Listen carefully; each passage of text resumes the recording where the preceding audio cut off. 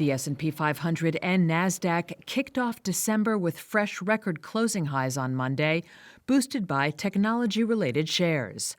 The Dow dipped 0.3%, while the S&P added 0.25% and the Nasdaq gained about 1%. Stocks are coming off their biggest monthly percentage gains in a year, with President-elect Donald Trump's potential plans for deregulation and tax cuts seen as lifting the market even higher. J.D. Hatfield is CEO and CIO of Infrastructure Capital Advisors. We have a 7,000 target on the S&P, assuming the corporate tax rate goes to 18%. And most investors don't appreciate the direct impact on earnings and the growth rate of both earnings and the economy.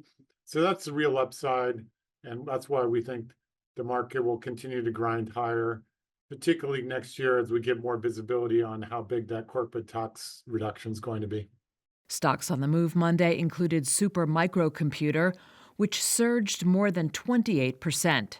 The artificial intelligence server maker began its search for a new finance chief based on recommendations from a special committee reviewing the company's accounting practices.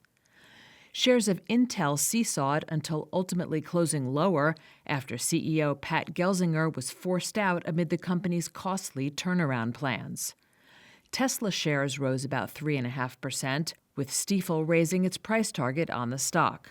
Data on Monday from the Institute for Supply Management showed U.S. manufacturing activity improved in November, while the final reading of the S&P manufacturing survey was revised upwards.